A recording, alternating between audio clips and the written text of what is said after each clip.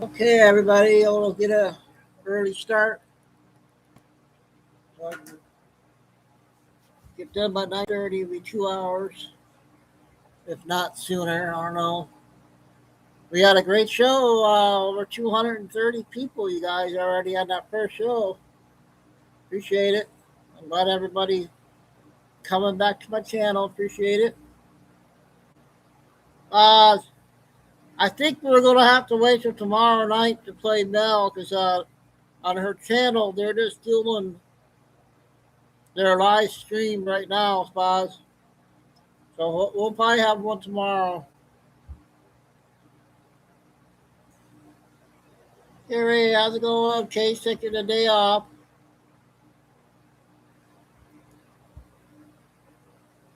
But we had a great show today on the first one, so it was good. And the first one I'm playing tonight is Diddy's clip. They said they signed a peace deal.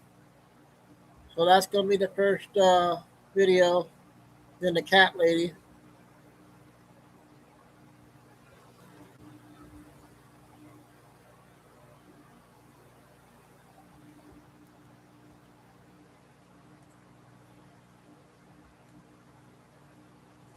I got a lot of good short ones to play, so I got the only two long ones to be.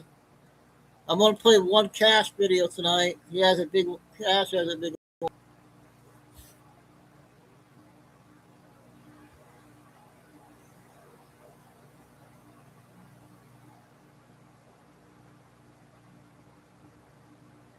But everybody was saying the 24th was the next marker, right? You guys, that's what I've been everybody hearing saying 24th.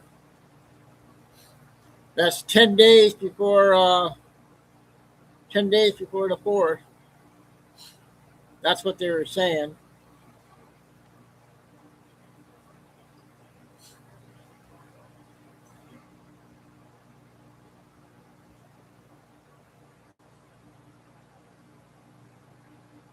But we're gonna start here in a few minutes.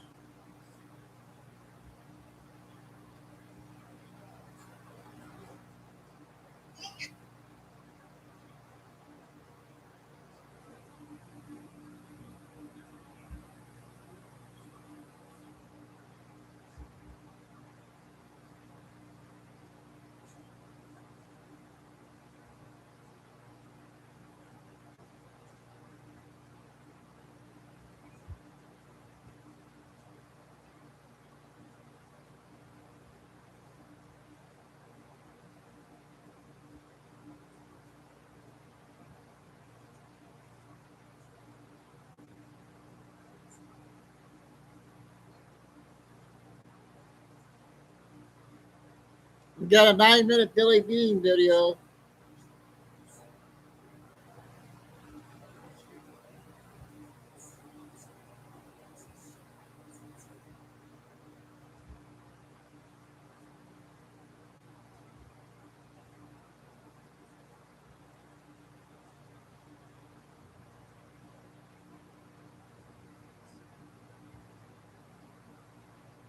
And a Q video also.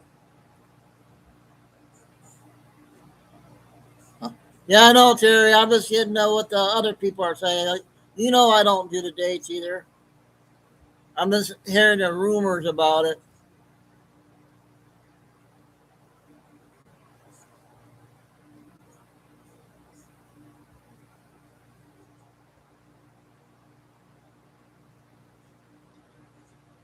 I stopped doing the dates after the second year. The second year is when I stopped worrying about the dates.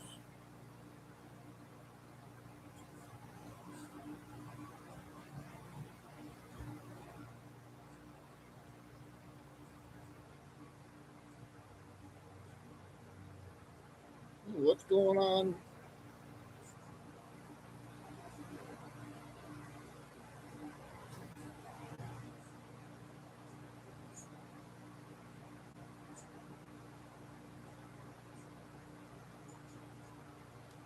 Okay, I'm gonna go ahead and get started because I got a lot of stuff to get out tonight.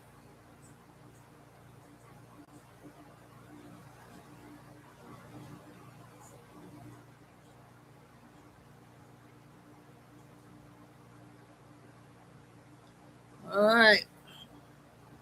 YouTube entertainment and opinions only.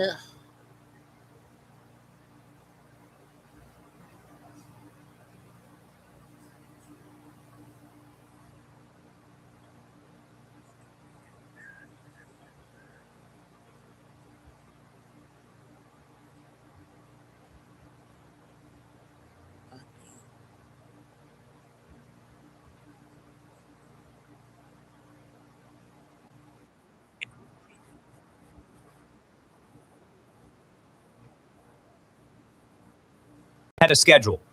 Today's Wednesday. It was supposed to be done on like Saturday. Now it's done. Trump signed it, and the Iran war has ended.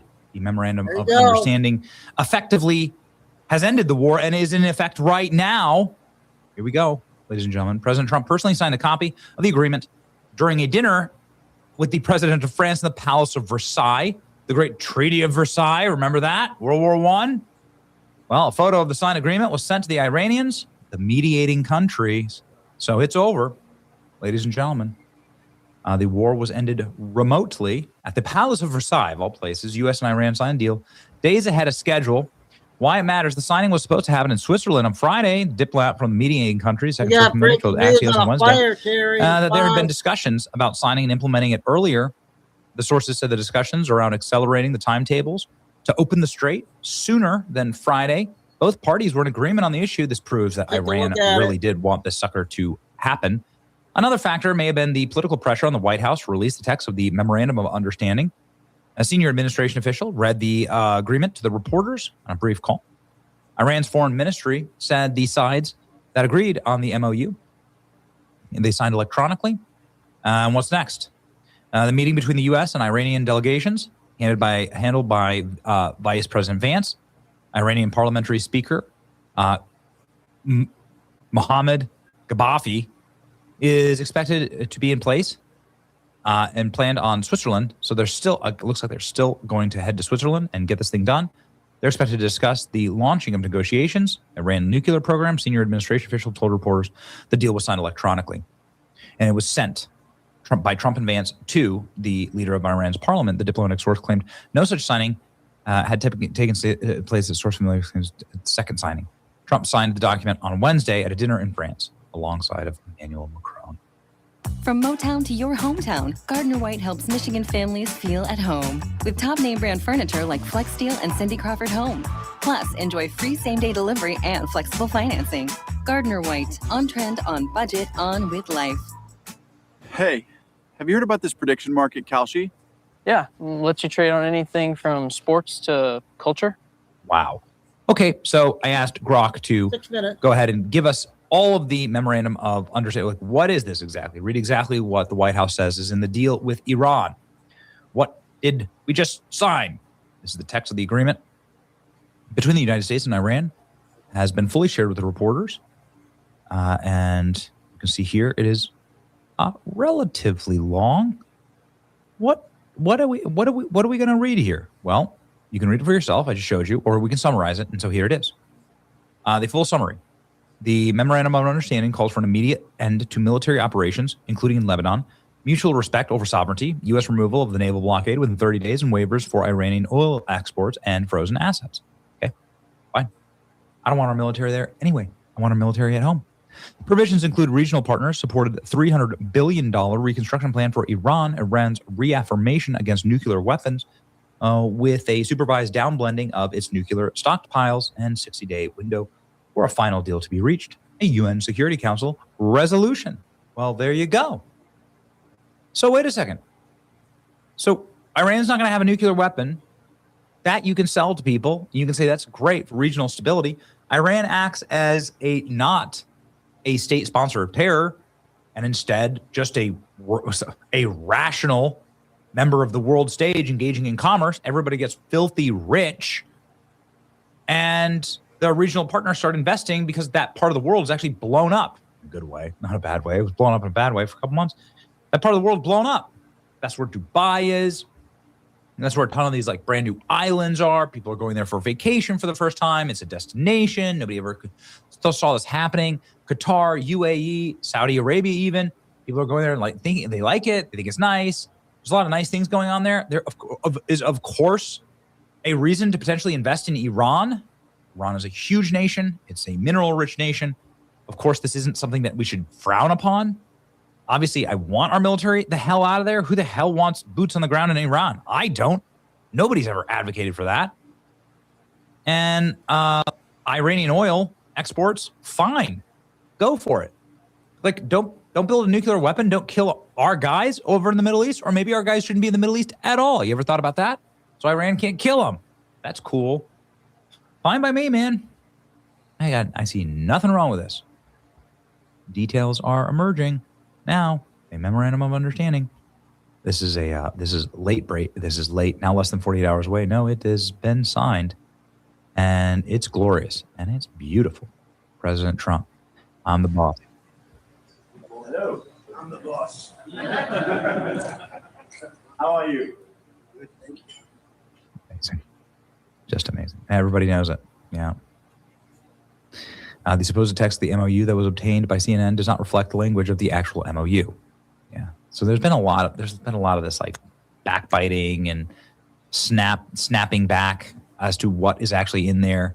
It's great to actually see this come to fruition, come to pass, and then also the administration go out and just be fully upfront with what's going on here. This is big news here. It says, I'm not investing 10 cents into Iran. He says that the investment is going to be through regional partners, other Arab nations. Great. Okay. You know what the Iranians did? They laughed at Obama and called him a stupid son of a bitch. $1.7 billion in cash, green cash from banks, into a Boeing 757 and flew it into Iran. And they stood at the plane. I have pictures of it like, oh my, look at this money he's giving us.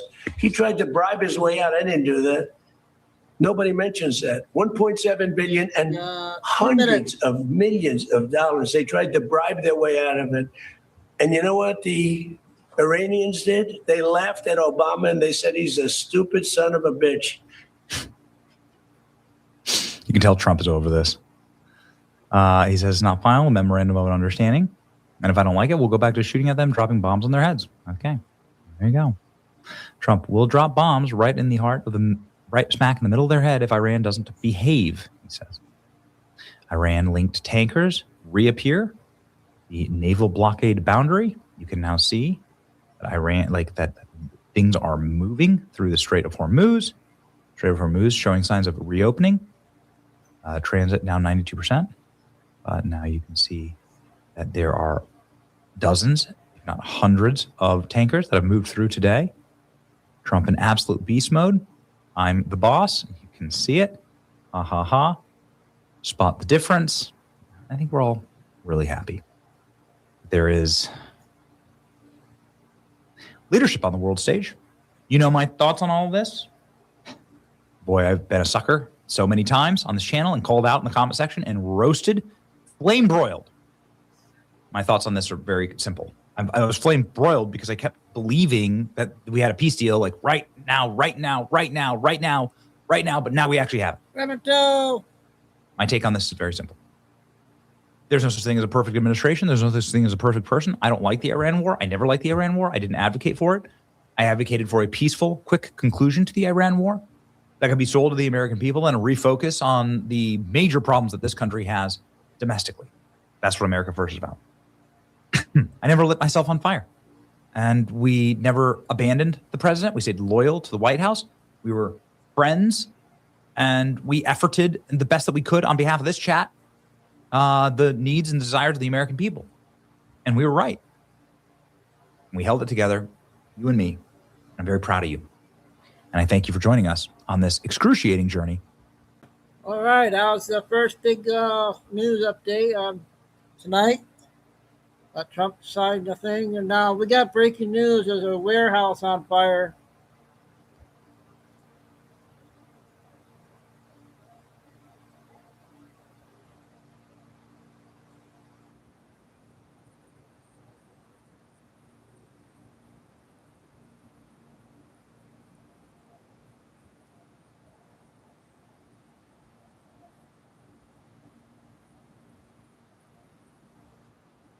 Long commercial.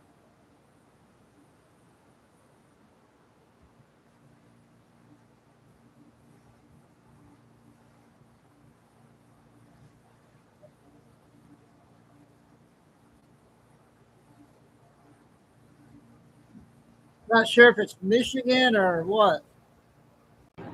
We haven't seen any Red Cross, but let me ask her, did your tenants, how many tenants, first of all, were displaced from your properties? Two. Two. Mhm. And did they get any instructions on where they could go, where they could get some shelter? I'm not aware. You would have to ask Patty. Like I said, We'll talk to Patty. Uh-huh. We'll try to get her over here and get a first-hand account from her.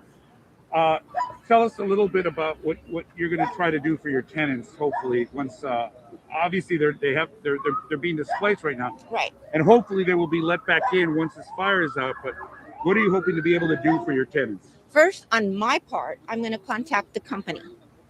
This company, I'm going to say, what are you going to do for the cleanup? And then as far as my tenants, I'm going to say, what can I do for them? If they can't afford it, I'm going to get a remediation company to get in there, if they clean the screens, whatever I need to do so that they can be in there healthy. I don't want any problems for them. And then I am going to go after the company. It's very kind of you. Let's see if we can get Patty over here. Patty, can you come over here a second? No. I'll hold heels. Well, We just did 9-minute one with the signing of the peace deal. I was getting ready to do the cat lady next. This is live breaking news on this warehouse. And go ahead. I talked with our. Do what you have to do about what we talked about. It's fine. While we're getting Patty set Okay. up, we can roll that video of the Lineage fire from 2024. So this is a look at that. So this is not the first time it's happened. You see a more straight-on aerial shot of those solar panels that caught fire. This is August of 2024. I'm also just getting word from our crew that a couple of things, that firefighters who were positioned inside, they've been evacuated because of the water drops, and that this is still reportedly still a solar panel roof fire only. In other words, that flames have not engulfed the actual warehouse inside. So that is good news. Go ahead, Christine. And there's also LAFD on socials here just put out a call for a smoke advisory. We are getting some information from the fire department holding a news conference, and our team is giving me this information here.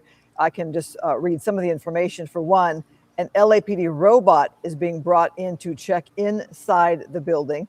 Apparently, the fire department saying dropping water on a fire like this is unique. From the helicopters there, we think of the wildland. Fires, and they talked about it being unique, but also said it's proving to be effective. And they said that all surrounding tanks have been cooled down. LAFD is leading a county hazmat team. LA County Fires there is on the scene. They're monitoring the water runoff, and they are monitoring the air quality. That's all great information. And let's bring in, if we could, Mark Nouveau. He is a former battalion chief. And Mark, you were alluding to that very fact that it's very unusual for water drops to happen on a commercial building fire like this, but this one makes sense given the toxicity of the chemicals that are involved. Yeah, it certainly does. Now, it sounds like, based on the update that you just provided, it may not be involved. The ammonia may not be leaking out of it. It sounds like that it's just the solar panels on top, based on the amount of smoke production and what we saw earlier in terms of flame production. That's good news. You would assume that the building, some contents of the building were also involved. But the fact that they're going to bring in a robot, they're going to pull people out because they don't want to expose them to what may or may not be in there. That's wonderful. They're monitoring the air. That's wonderful. They've got an evacuation designated area so people can get away from that. That's wonderful. I imagine the next probably warning will be make sure people avoid any of the dust or smoke or particles that have landed. Just try to avoid all that at this particular time. Keep your windows, your HVAC, your air conditioning system shut down, even though the fire's getting smaller. As long as that smoke is being produced and we don't quite know what's in that smoke, it's smart to just play it safe. Yeah, Mark, let me give you some more information here. And to clarify, according to our team with a fire department news conference, it did reach an ammonia line. Now stand by. Let me read some more information for you. The concern is on the fire on the roof is the solar panels and electrical concerns. They did shut down all valves. I'm not quite sure what that means, but that sounds like it's an update on information there. And they shut down the electricity.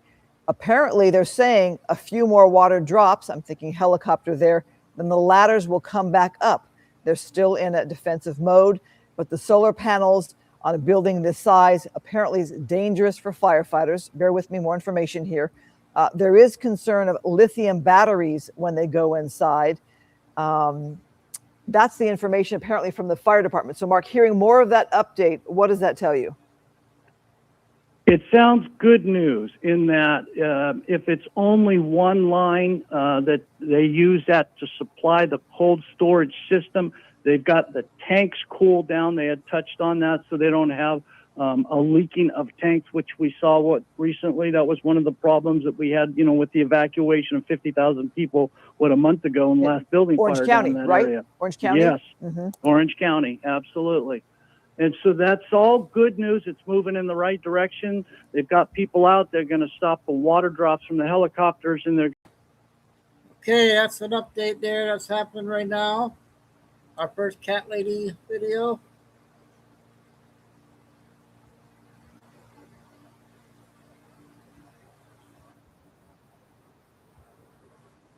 Video telling you guys what I cook for Caesar so that he doesn't waste away, and how many times a day I feed him in case somebody else has a pet that's going through what I'm going through. I told you which meats I buy, which vegetables, and which ones I feed raw. Let me tell you what TikTok has done. Okay, I am definitely being targeted. I've got my final strike. My account is about to be banned.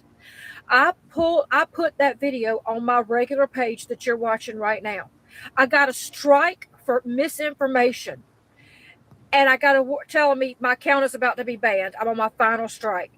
I had uploaded the same video to my new account, which you guys please need to follow me. It did not get a strike. They are watching my account. They removed my comment when I asked somebody about, did you have a flat tire? Your comment violates standards. It doesn't matter what I post now. They're violating me. They're striking me. They want to ban my account because I'm up to almost 19,000 followers. So let me tell you something. So I may still do it, but I was going to make a TikTok skit, about this just to kind of get the word out. And I was so fucking depressed. I was like, you know what? Fuck this. I'm getting off this app. This is what they want. They want conservatives to shut the fuck up. They're all about violating us, our comments, stupid shit that they give you strikes for that makes no fucking sense. However, I can have somebody come on my post and say, you better watch yourself, white girl. You better sleep with one eye open, white girl. Report it, no violations found. Talk about slapping white people, no violations found. But I digress. So I come outside and I'm getting ready to make this video to tell you guys I'm about to get off. And I open my gate. I opened my fucking gate out here. You guys, I don't even know what to say. Y'all are better to me than my fucking friends, okay? How about somebody sent me one of those 20-foot tunnels that I need so desperately so I can get those cats, okay? I have 2 boxes full of cat food sitting at my fence. And I'm going, my God, how can I get off this app? How? You people care more about me than my own fucking family did. And I love you so much. And thank you so very much, guys. So, you know what? When I get back tonight, I'm going to make that TikTok skit. And I want you guys to please share it, okay? And please follow me at this other account that I'm tagging. I'm tagging it. It should be right here somewhere. I'm going to put it right here. Please follow it because this account's not going to be up long. And thank you, whoever did this. There's no gift card thing. There's no little certificate. Thank you from the bottom of my heart. Thank you so very much. Thank you.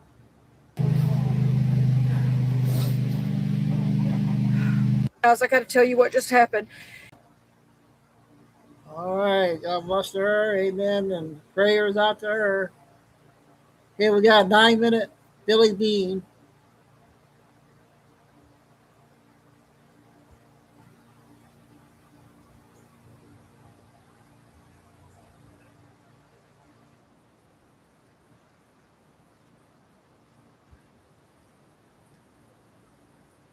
Interactive Brokers. Welcome to Truth by Billy Bean, a flash update, June 17, 2026, time in Texas, about 6 p.m.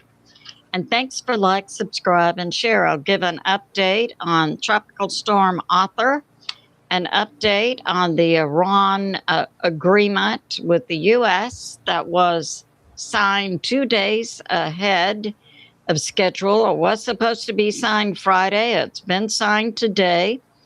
But then again, we have U.S. intel coming out indicating that the IRGC is getting ready to hit Israel today. So let's get started. So we have an official tropical storm Arthur as of about 4 p.m. today. Winds at 45 miles per hour, pressure 1001, so it dropped 1 degree of pressure from yesterday. It's moving northeast at 7 miles per hour. It came in at about Corpus, and it's on a direct path to impact Houston later tonight. So that's going on. And we have this. So I'll give the 14 points, excuse me, 14 points of the Memorandum of Understanding, the MOU that was signed today. And it begins with all military action to stop, including Lebanon, and that the U.S. and Iran will not interfere in each other's internal affairs, and the final agreement will be negotiated in 60 days, and that the U.S. will begin to take down the blockade within 30 days, but that the Strait of Hormuz will immediately be reopened for business with no tolls, and that Iran is responsible for removing the mines. And this, that money will be coming to Iran for reparations from primarily the Gulf states under the guidance of the U.S., $300 billion, which Iran will begin to receive in 60 days. Sanctions will be taken down against Iran within a certain time frame. And Iran agrees to not enrich any more nuclear material, and that the existing nuclear stockpile will remain as it is, pending a future final agreement between the U.S. and Iran, and that a final nuclear material agreement will take place in 60 days, and that until the 60 days and the final agreement regarding nuclear material is made, Iran will maintain its current nuclear stockpile as is, and that the U.S. Treasury, upon the signing of the MOU, which was done today, will begin to issue waivers for Iran so that Iran can export oil plus other oil and gas products. And that upon the signing of the MOU today, the U.S. will unfreeze the $24 billion being held in Qatar of Iranian money, and that the U.S. and Iran will establish together a mechanism to implement the MOU that was signed today. And the U.S. and Iran as they implement the MOU, will work toward negotiating a final deal. And now we have this. So that took place today, 2 days ahead of schedule. The MOU opened the Strait of Hormuz immediately, no tolls, and other areas would be worked out, and with some money to come to Iran during a 30-day or 60-day time frame. But then this afternoon, Tusi TV reports the IRGC is now blocking the MOU, the Memorandum of Understanding signed today, that was signed face-to-face today. And the IRGC wants to control the Strait of Hormuz and charge tolls, and that the IRGC wants Israel to stop hitting. So the IRGC, what they're saying today is it's okay with the IRGC for Hezbollah to continue to hit Israel, but the IRGC says Israel cannot defend itself. And the IRG says only the leader of the IRGC, Val-Hadi, can okay the Memorandum of Understanding. It's my understanding Val-Hadi did not sign it. Now we have this from U.S. Intel this afternoon. It's a good thing that President Trump was able to move the signing of the MOU up 2 days, because today in Cushing, Oklahoma, the central pipeline hub for the U.S. for petroleum products to come through pipelines and then go to refineries, is now on empty today. And President Trump also publicly said today, in 4 days, the U.S. runs out of reserves. So it was good. President Trump moved up the signing of the MOU by 2 days. But now we have the IRGC prepping to hit Israel. So at 5 o'clock Eastern Standard Time today, the IRGC is closing the airspace over Iran, establishing a NOTAM, and is telling all commercial planes to get out of Iran. The IRGC has also canceled all domestic flights within Iran. And the IRGC says the ceasefire has been broken,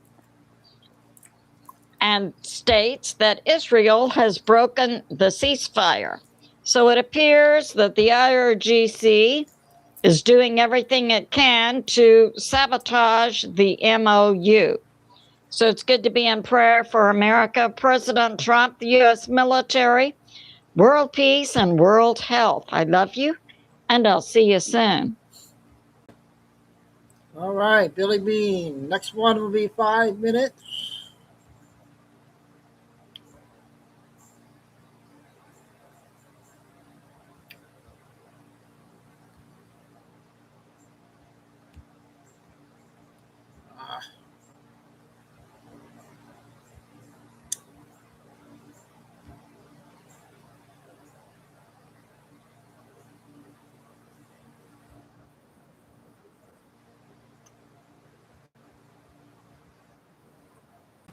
At its narrowest point, this choke point is just 21 miles wide, yet through it pulses the lifeblood of the global economy.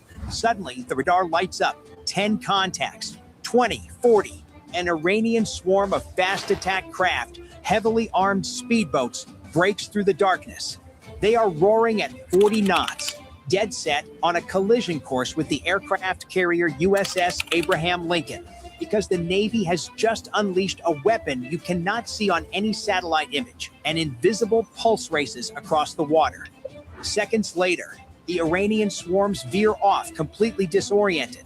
Their radars are blind, their radios emit nothing but static, and their GPS guidance is dead.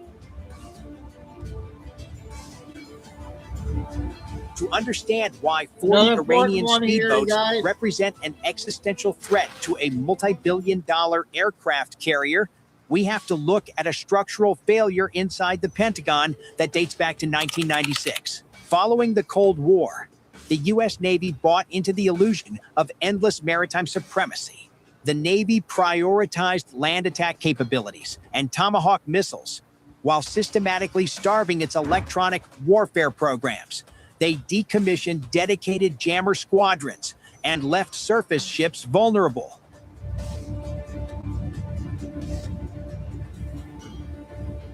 For decades, surface ships in the Persian Gulf relied on the legacy ASSLQ-32F3.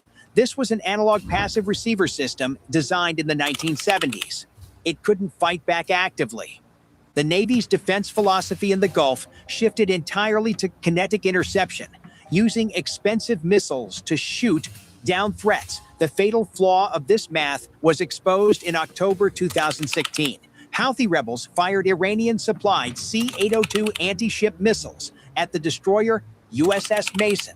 The legacy system could not break the radar lock. To survive, the USS Mason was forced to fire 2 SM-2s, 1 SM, and multiple Nulka decoys. The Pentagon realized with a shock, if Iran launched a mass swarm of boats and shore-based missiles simultaneously in the narrow Strait of Hormuz, they could completely drain a U.S. destroyer's vertical launch system, VLS, cells in just 48 hours.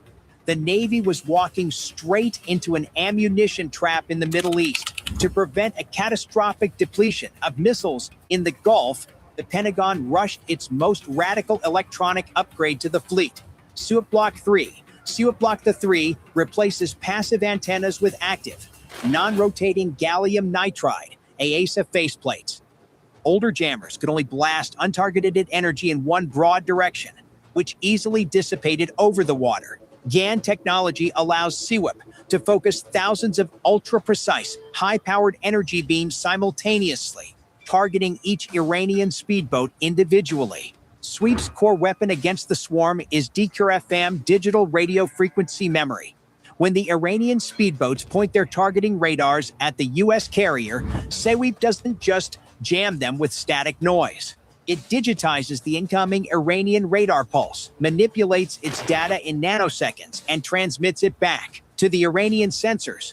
The U.S. carrier appears to be 5 miles away from its actual position, or it appears as a fleet of 50 non-existent ghost targets. SEWP creates an undepletable magazine of digital bullets. It can blind the entire Iranian swarm without firing a single physical missile. In the Strait of Hormuz, SEWP Block 3 worked flawlessly. The Iranian swarm was neutralized without a single explosion.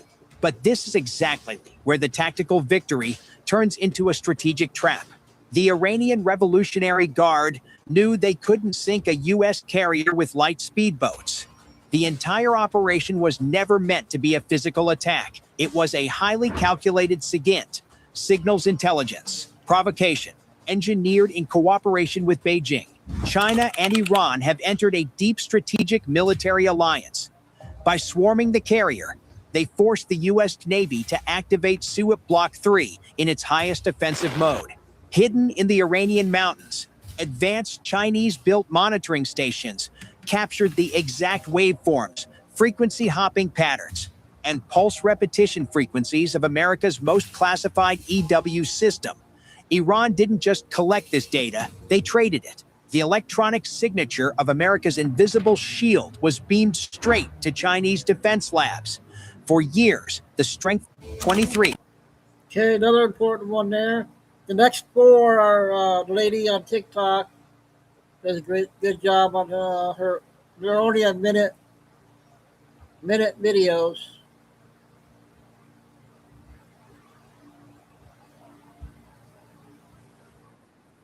I might have played this one yesterday, but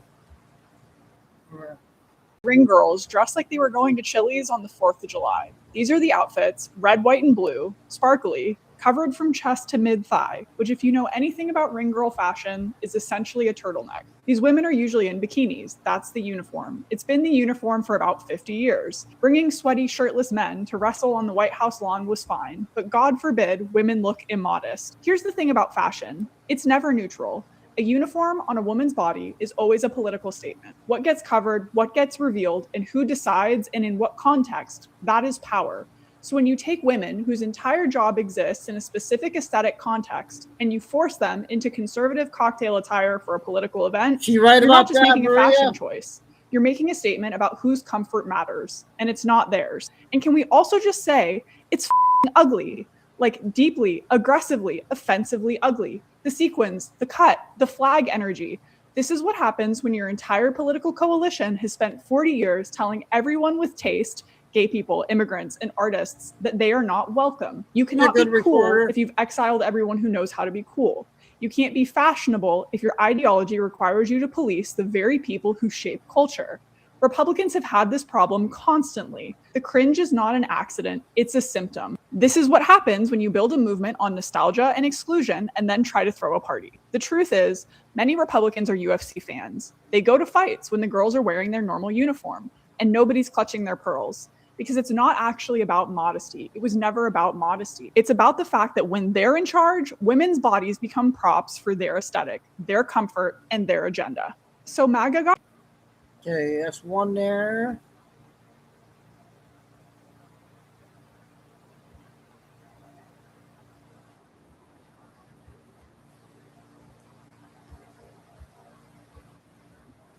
Women's Leadership Summit in San Antonio, where women were asked on camera if they'd give up their right to vote and let their husbands vote for them instead. One woman said, quote, "My husband and I are one flesh. I would be okay giving up my right to vote because I know he would represent me well." Another woman said she'd even be fine with her daughter losing the right to vote. The keynote who started that conversation is Savannah Faith Stone, a 20-year-old influencer who openly opposes women's suffrage and independence while running a paid community teaching women submission. While generations of feminists that she now condemns fought for her right to run a business of her own, the hypocrisy doesn't seem to stop her message from resonating with a huge audience of women. And before you call this fringe, thousands of women attended this conference, mostly college students.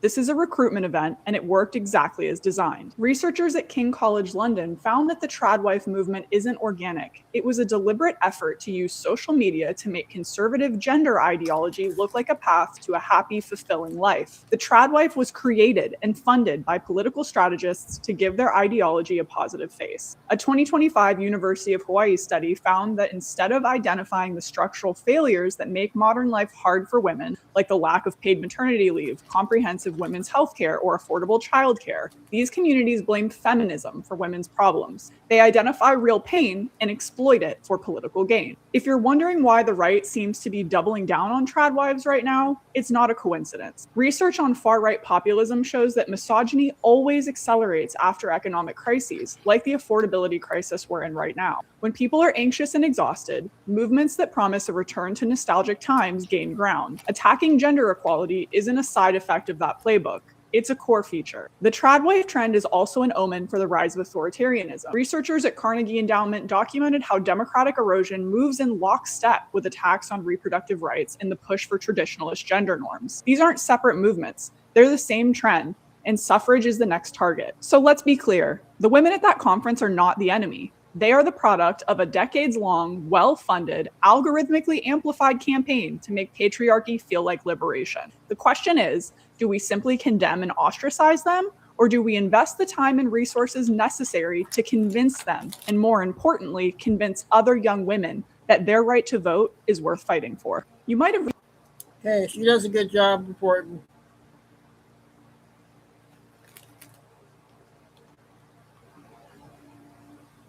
Okay, we got this one here.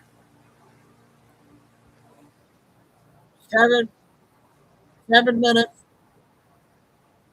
JT. They're manufactured. This is the last dying gasp of a regime that has ruled the planet for centuries, and they don't get it. They don't understand it. They really don't. Now, let me be less generous. So the disingenuous complaints, that's what they are. It's just nonsense. It's not true.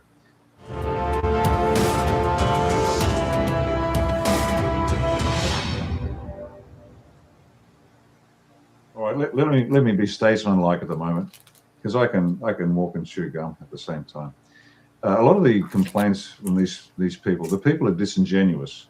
You got to remember that the control system over the planet was almost complete. No word came out of the media, entertainment, music, politics. Nothing happened without their say-so.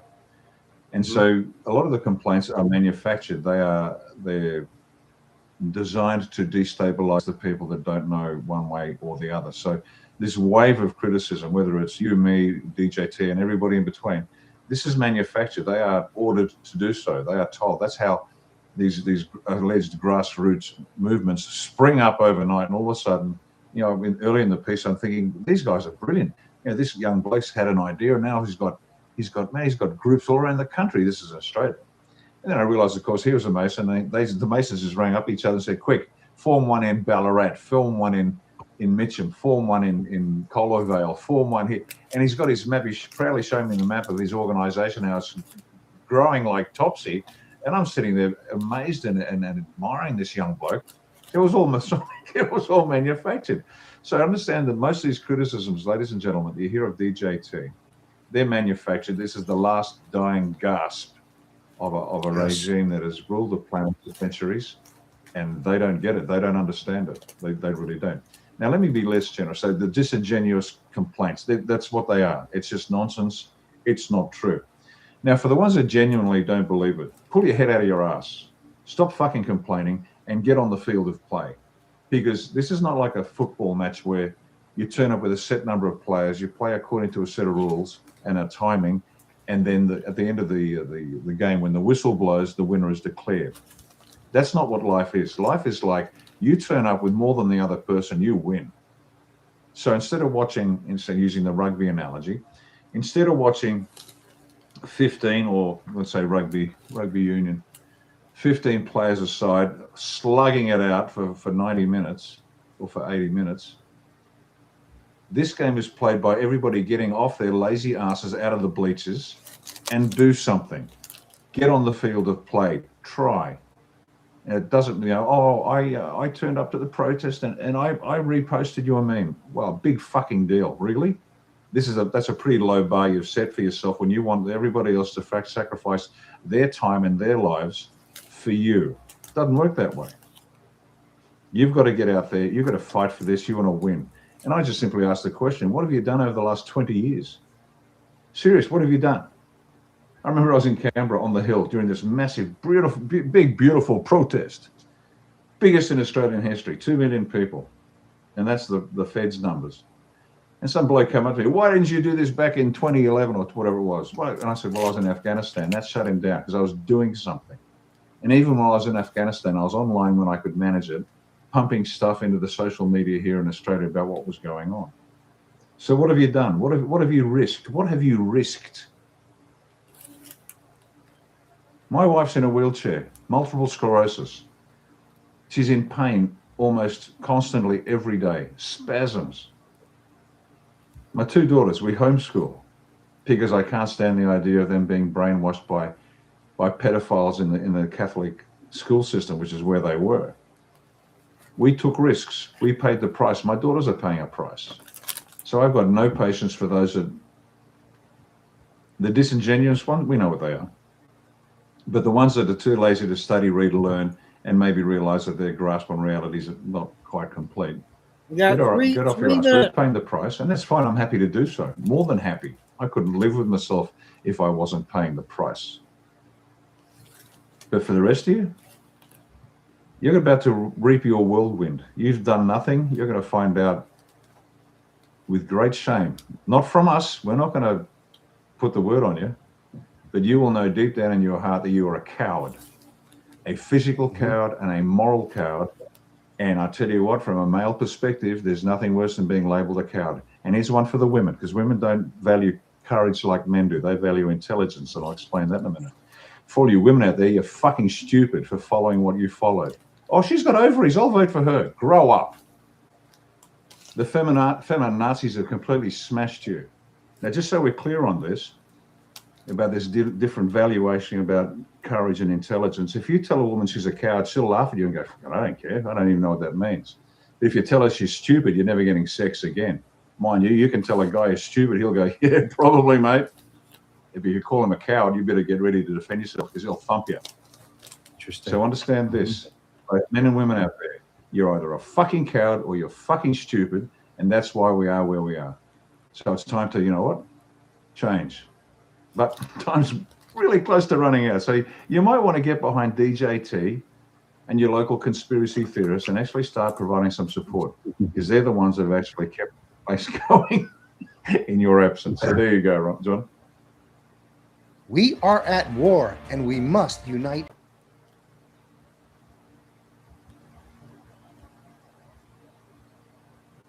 Hey.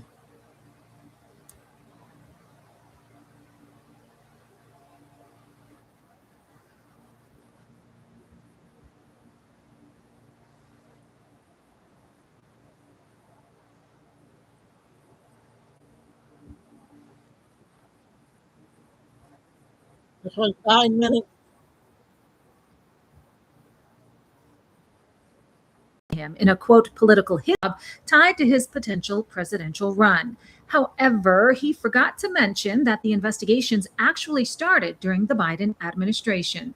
Whistleblower complaints prompted multiple federal investigations into Governor Newsom and his wife, Jennifer Siebel Newsom's taxes and nonprofit finances. Those complaints were submitted to the U.S. Attorney's Office in Sacramento in 24-25, with the related political corruption investigations starting more than 3 years earlier in 2021, which both are during the Biden era. Okay, here's what Newsom had to say. Donald Trump is simply the most corrupt president in American history. Oh, give me He's a break. turned the levers of government into his own personal power ministries to reward cronies and to try to jail his opponents. To Donald Trump, who I know is watching because he watches everything, I have a message for you. Lead my wife and family out of your personal vendetta. He said federal agents had knocked on doors of family, friends, and former employees, subpoenaed records, and abused the grand jury process while digging through years of documents. He accused Trump of coming after his wife, Jennifer, because Newsom is considering running for president and, quote, hates that I consistently call him out. U.S. Attorney Eric Grant's office in Sacramento launched the investigations based on the local whistleblower complaints and not directives from Washington. The investigations into the Newsom's finances and nonprofits were not initiated by the current Trump administration, but grew from work already underway in the Eastern District during the Biden administration. The Representation Project, which is the nonprofit that Jennifer Siebel Newsom founded in 2011, is one of the focuses. Her nonprofit is contracted out through California Public Schools, funded by taxpayer money through Governor Newsom's office. IRS filings show the nonprofit has paid Jennifer a salary of about $1.8 million from 2011 through 2024. Her for-profit company, Girls Club Entertainment LLC, has received separate payments of about $150,000 every year from the same nonprofit for fees and film licensing.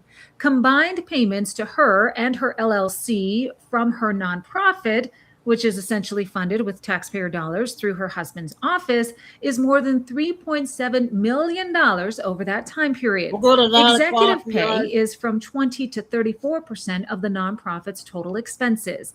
In addition, Jennifer's nonprofit has received substantial donations from corporations that lobby Governor Newsom and hold major state contracts.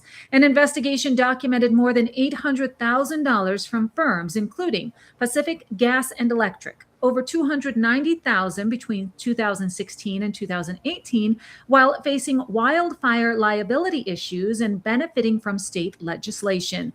AT&T, over $185,000. Kaiser Permanente, tens of thousands in sponsorships while securing hundreds of millions in state contracts. Additional donors include Comcast, United Airlines, 23andMe, and California American Water. Jennifer has pushed state spending initiatives that line up with her nonprofit's work and films. Public schools, using her content and the flow of donations from state-connected firms, create a documented pipeline where government-funded education policies generate revenue that supports her salary and her private company's revenue. Former Newsom Chief of Staff Dana Williamson pleaded guilty on May 14th in federal court for conspiracy to commit bank fraud and wire fraud, subscribing to a false tax return and making false statements. 5 minutes. She admitted funneling $225,000 from a dormant campaign account of former Biden Health Secretary Javier Becerra and complaining fraudulent expenses, including a $15,000 Chanel bag, chartered jet, and a nearly $170,000 Mexico birthday trip. The case stemmed from whistleblower complaints and has been referenced in the investigations into the Newsoms. The story behind Hillary Clinton allegedly stealing china, crystal, and other items from a castle in Denmark is being revealed by retired Air Force Lieutenant Colonel Robert Buzz Patterson, who witnessed it firsthand. President Bill Clinton took a trip in 1997 to visit Kronborg Castle in Helsinki, Denmark. Hillary and her staff were on the trip. When they were leaving, a Danish military aide came running out and told Lieutenant Colonel Patterson about the theft, and he informed Hillary. According to Patterson, Hillary dismissed the claims. Buzz saying, quote, "Your staff stole the china and crystal from their rooms and took other things as well." Patterson said he felt stunned and embarrassed. He apologized and said he would handle it. He then spoke with Hillary and the White House Chief of Staff, and both of them shrugged. No one apologized, he said. No one faced consequences. No repayment was offered to the Danish host. Patterson called it, quote, "just another day in the Clinton White House and a group of ugly Americans." "I don't want to hear another damn word," he said, from Hillary Clinton about White House decorum. Not a word. This isn't the first time Hillary and her staff were accused of stealing and damaging property. During the January 2001 presidential transition, the General Accounting Office documented that damage, theft, and vandalism happened across the White House complex. The GAO's June 2002 report said that $13,000 to $14,000 worth of damage was done, including computer keyboards with missing or damaged W keys, overturned and broken furniture, glue smeared on desk drawers, telephone lines pulled from walls, missing office signs and other items, and derogatory and profane messages left on signs and voicemail. And when the Clintons left the White House in January of 2001, so did hundreds of thousands of dollars worth of items, including china, flatware, rugs, sofas, chairs, art objects, books, and other items. A separate batch of furniture valued at $28,000 was shipped to the new home in New York. Donors and White House records showed these items were intended for the permanent White House collection, not personal gifts. According to a 2002 House Committee on Government Reform report, the Clintons kept over $360,000 in gifts when all values were properly calculated. New Yorkers are enraged after Zohran Mamdani posted a message in Arabic on his official mayoral X account, while Islamic scholars in the U.S. outlined their plan to infiltrate American political positions, gain political power, and implement Sharia law, quote, little by little. Mamdani, the first Muslim mayor of New York City, used Arabic text that forced residents to rely on platform translation tools. Critics immediately called it a clear signal that English no longer holds automatic priority in official city communications, and say it's further proof that Mamdani is pushing his Islamic culture over American culture. During the 2025 campaign, Mamdani released a video ad spoken entirely in Arabic that ended with, quote, "I'm from you and for you." Meanwhile, his fellow Muslim scholars were giving instruction on the takeover of America, saying, quote, "There are not enough Muslims in America right now to demand full Sharia law and replace its secular system. We must gain political power first and implement it little by little."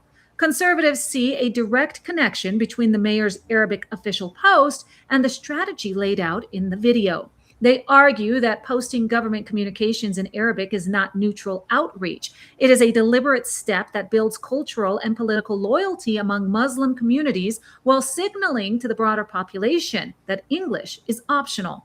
People are now asking if Mamdani is just reaching out to his constituents in a language they can understand, or is he pushing his Muslim culture onto his path toward Sharia law? Not being in the right Medicare plan for you can cost you time, money, and in some cases, even your life.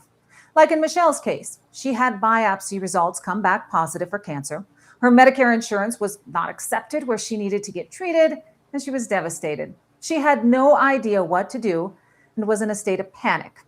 That's when Chapter stepped in. She said they went above and beyond to find a new Medicare plan for her, even though the window period to change insurance had closed. And they got her in a plan that worked for her and her life. Less than a month later, she was scheduled for surgery. And that's what Chapter does. They compare plans nationwide to find you the right plan for you. They slow things down, walk you through all your options, answer all your questions, and they do it all for free. The phone call will take 20 minutes and could save you more than $1,100 a year. So call them right now at 347-960-3244. Again, that's Chapter at 347-960-3244. Or you can go to askchapter.org/Christina. Get in the right plan for you today. Chapter. That's what you need to know.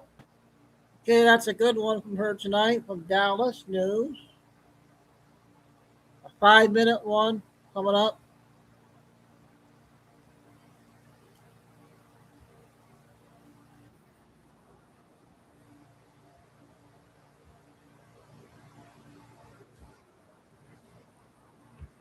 Harm patient Andrew Cassiano on record. This is sad.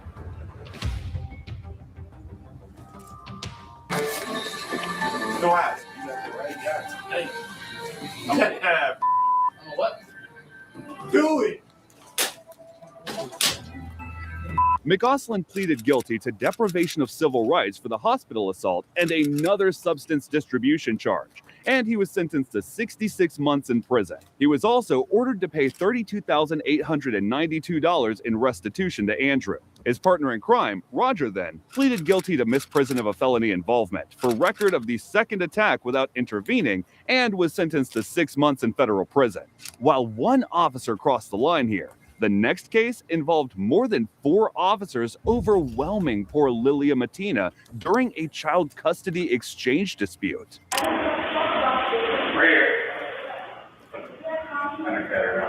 Okay, you guys do something to go over 60? Unpunch your fist. Unpunch your fist.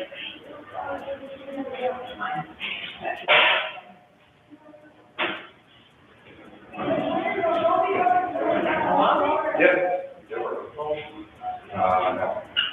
You're not cool. You understand? Sure. Stop. Stop. Go away. Do you think She speak English? Yeah, she does.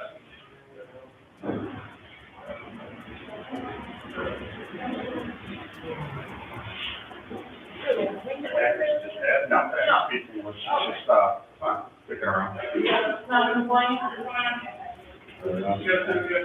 Yep. Okay, watch. That's fine. Hold on.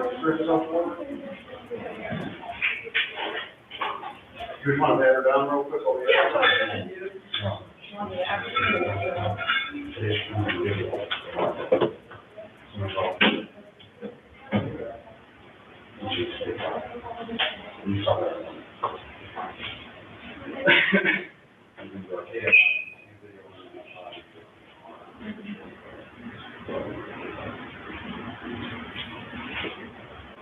Should have went easy. You chose the other route.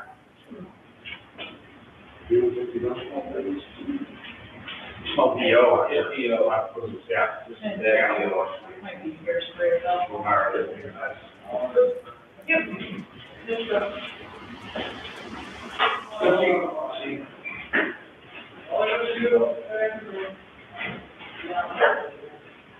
Good old Greg. You want to, yeah, I will say. Lean forward.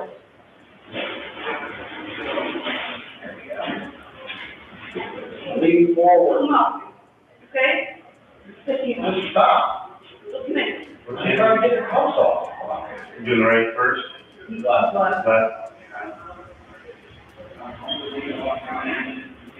Stop. Do not pull away. I got it.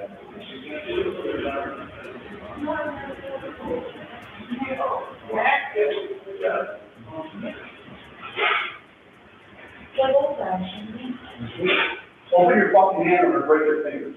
Wow. Spread your hand open. Terrible. Open your hand. Open it.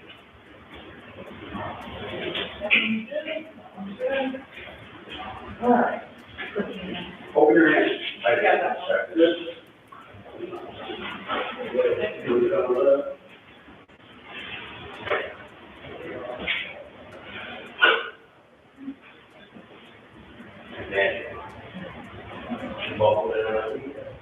She's on the other side?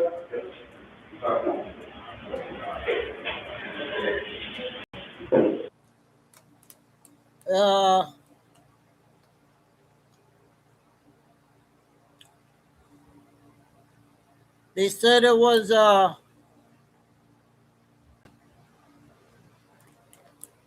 how bad they were treating that lady for, I don't know. That was a bad one, you guys. Sorry about that one. I didn't know what that was going on.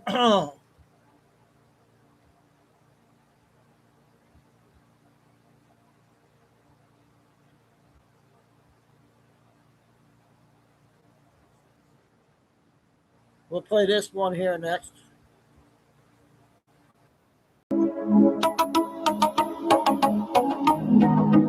This is pretty cool.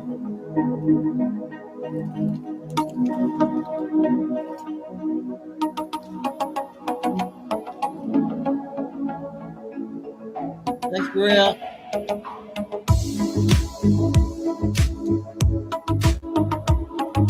I don't know what this is about. Guys. Did I play this one?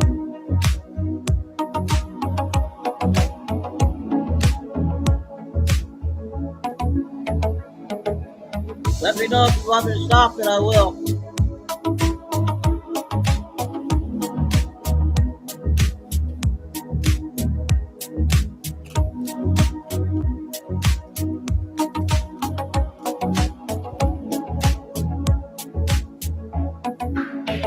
Okay.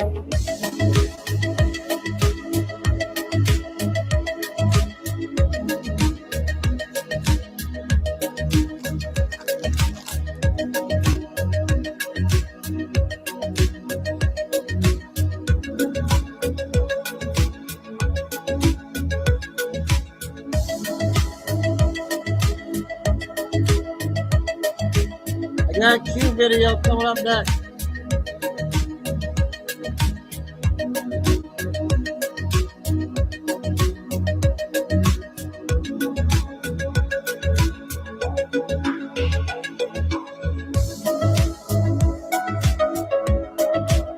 Quiet night in chat tonight.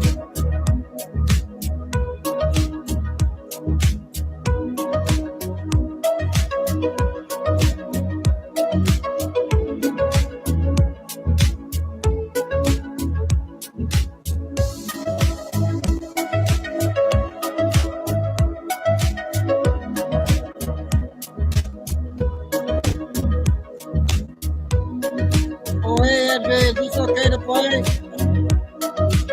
Short video.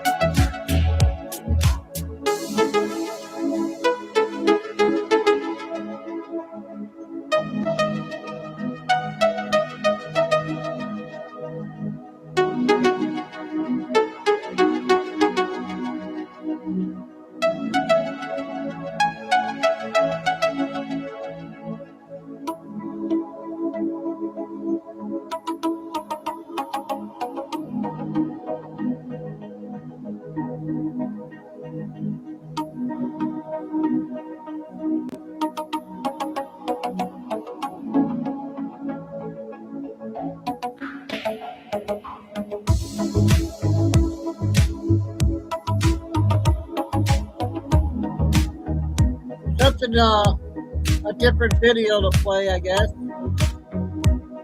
Something different.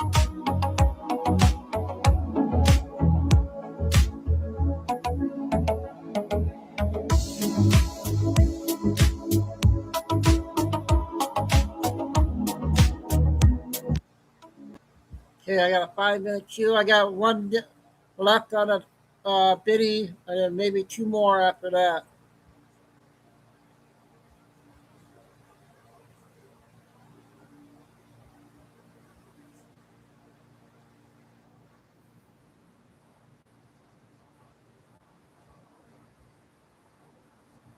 $250 thing.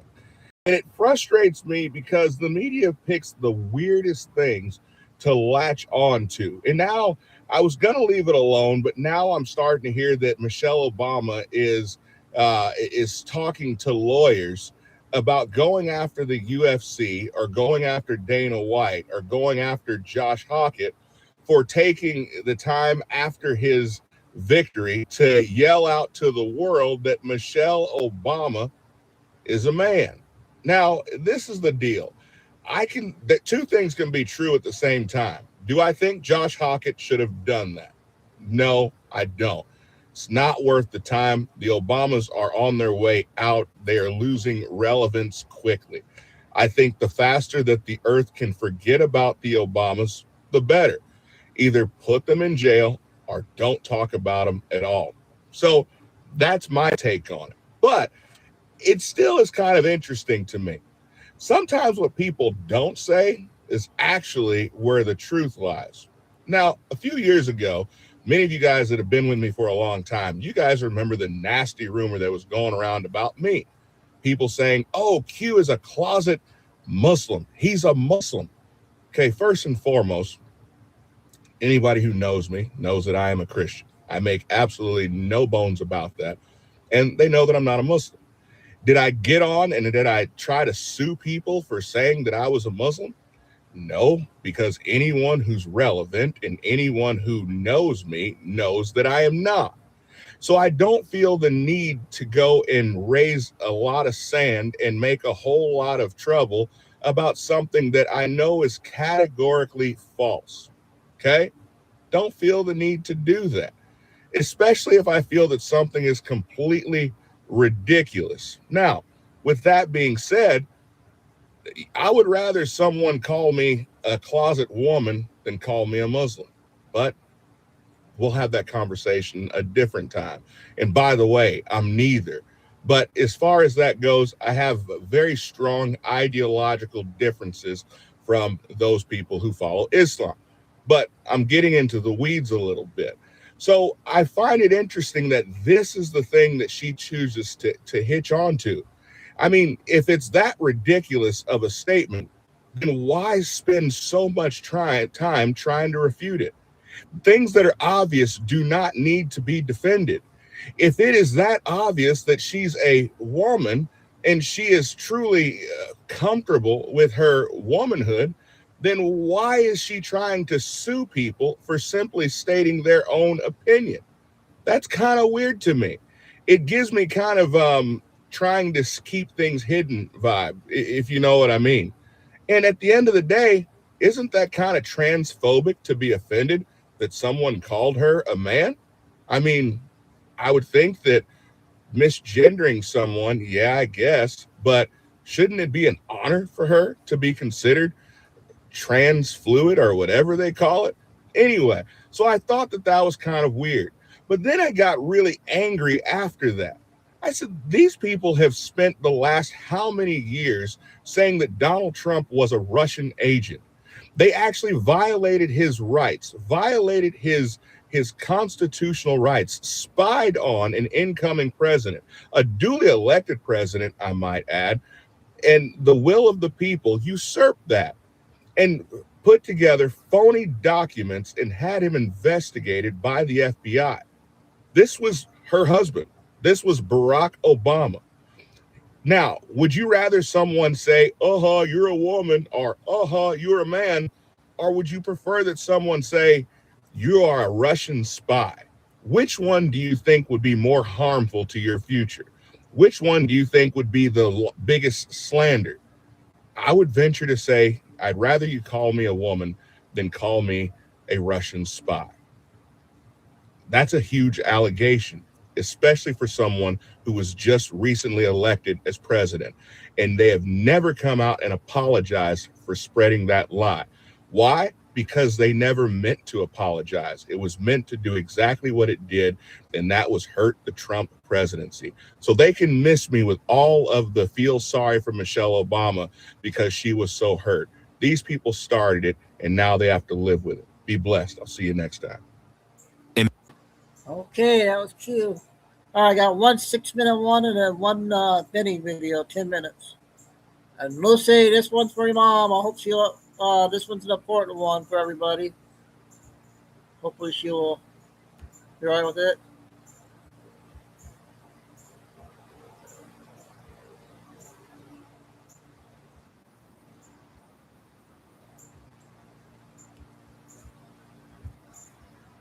It all to you. This one has 9,000 views, you guys. Heavenly Father, today I come before you with open hands and a surrendered heart. Lord, there are things in my life that I cannot fix. There are situations I cannot control. There are burdens I cannot carry forever. And there are battles I cannot win on my own. Today, Father, I stop pretending that I have all the answers. I stop trying to hold everything together by myself. And I stop carrying responsibilities that belong in your hands. Lord Jesus, you know every struggle I face. You know every unanswered question. You know every disappointment. You know every fear. And you know every silent prayer hidden deep within my soul.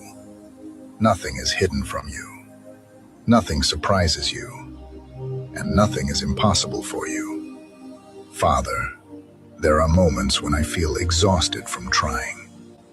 Moments when I feel discouraged from waiting. Moments when I feel powerless to change what is happening around me. But today I choose surrender over striving. I choose trust over control, and I choose faith over fear. Lord, teach me that surrender is not weakness. Teach me that surrender is an act of faith. Teach me that letting go does not mean giving up. And teach me that placing my burdens into your hands is the safest place they can be. Father, I pray for every person listening to this prayer right now. Some are carrying family problems. Some are facing financial pressures. Some are struggling with relationships. Some are battling private pain. And some are standing before situations that seem impossible. Father, meet them right where they are. Touch every burdened heart. Strengthen every weary soul.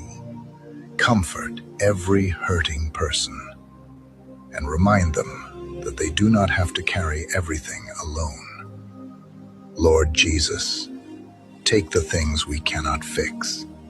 Take the worries we cannot solve. Take the fears we cannot overcome. And take the burdens that have stolen our peace. Father, work in places where we cannot reach. Open doors we cannot open. Heal wounds we cannot heal. Restore what we cannot restore. And make a way where no way seems possible.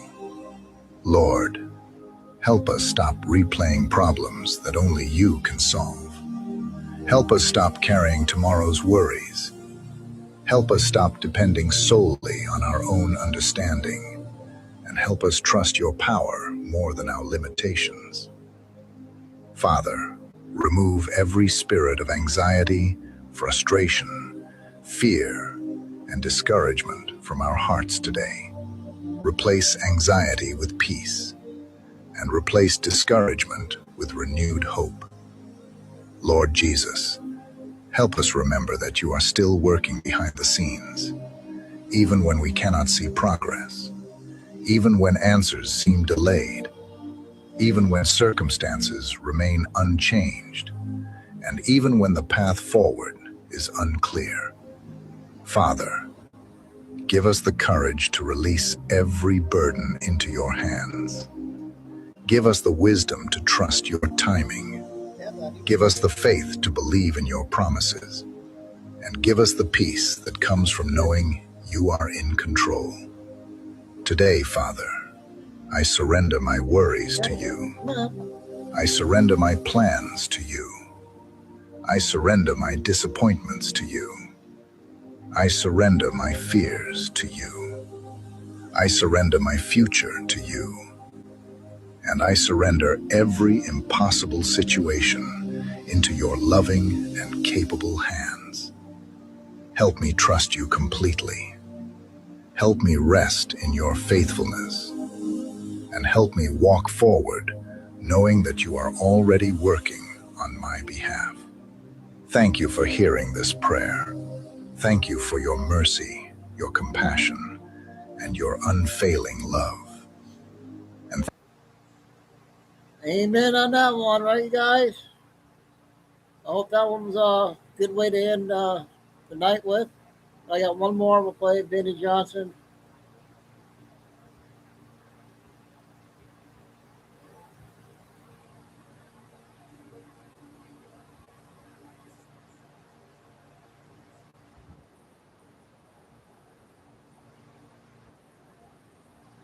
This will be the last one. Ages to taste. We are watching history, ladies and gentlemen. Our movement has gone worldwide. Chants of send them back. 10 minutes. Send them back echo through the European Parliament, one of the most left-wing bodies of government, arguably the most left-wing body of government in the entire world, this side of, I don't know, communist China. Like, what is that exactly? I mean, at least communist China would never allow their nation to be overrun by third world incompatible migrants that rape and pillage and crime their way through their system. So this is a moment.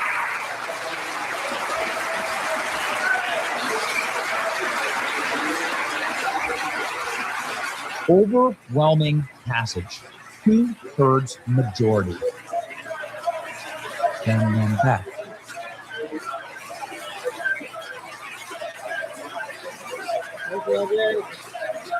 Incredible. The strongest remigration pact in the history of Europe, and for good reason. European population, 50 million people born outside the European Union. And I'm telling you, it's not Japanese people that are moving to Europe. Okay? It's not Caribbean people. It's not even Chinese people. It's North African Muslims. That's who's moving to Europe. The same people that have always tried to conquer Europe. Actually, if you know your history, you can go back and check Genghis Khan or the Moors or the Turks or any other Muslim conquerors have always tried to claim Europe and have been repelled. But now they were able to walk right through the front door because of the idiotic libtards that ran Europe. Look at this, Luxembourg, 51% of Luxembourg is foreign born. Malta is 32%, Ireland is 23%, Austria is 22%, Sweden 20, Germany 20, Belgium 20, Spain 19. You're seeing the literal rape of Europe. And what I mean by that is we saw the rape gang inquiry that was just released. 95% Muslim men running Pakistani rape gangs through England, 250,000 young women. Europe's growing Muslim population. Muslims are projected to increase in share of Europe's population even with no further migration. Religion in Europe. Christians have a negative 8% change of the number of Christians in the cradle of Christendom, the cradle of Western civilization. You don't have the West without Christianity. You don't have Western governments without Christianity. Islamic governments are entirely different. They like it that way. And I like it our way. But they're trying to Islamize the West. Islam does not allow free speech. Islam does not allow free association. Islam does not treat every religion the same. Islamic nations don't do that. And Muslims like to live in Islamic nations. That's fine. Christians should like to live in Christian nations as well.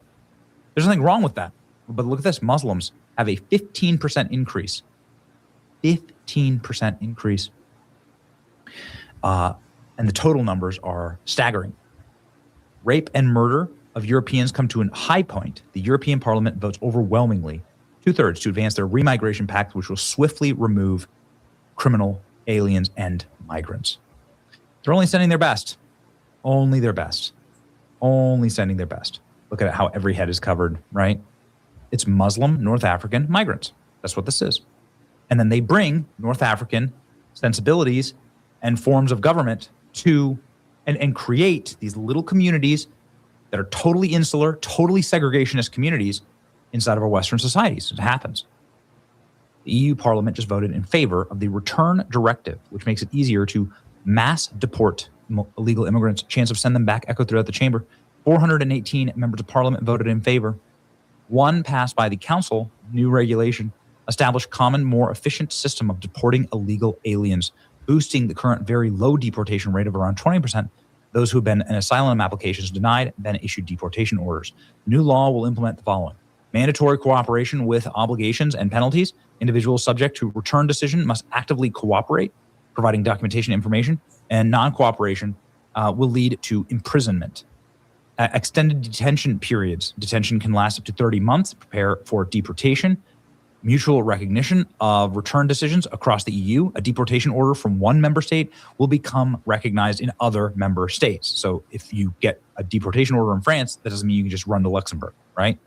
Return hubs in third countries allow transfers for non-EU countries via agreements. Expand options for direct return, enabling flexible, potentially faster deportations. Remigration has been a huge thing here in America. Faster enforcement and investigative tools. Shorter voluntary departure windows. And quicker forced removals. You can see why they're cheering. European Parliament approves policy on return of third country nationals staying in the EU. Look at this. I voted for the most important migration deal in the past 10 years in Parliament. Based. This law will largely enter into force immediately. There's long been a difficult road. The decision has been made by the citizens of Europe. EU Parliament backs law allowing offshore detention centers. So important. The moment that these invaders get on the... I messed up. Darn it. Sorry about that, you guys. I think that means I'm getting tired. Oh. We got half of it. I think it was almost over. We got quite a bit done today, considering I was sick there for a few hours. Luckily, it wasn't that bad, just a stomach burn there. So, it was only Lucy and Flying Eagle. I think Tim was in. I think Carol had something tonight. And Kay took the night off. So, play it by ear now each day. We got tomorrow's the 18th. We got 10 days of before what everybody's saying. But one day at a time, one day at a time. Thanks, Maria.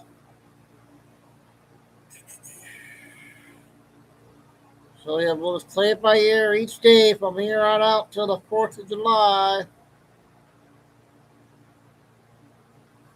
And thanks, Michael. Yep. I had this.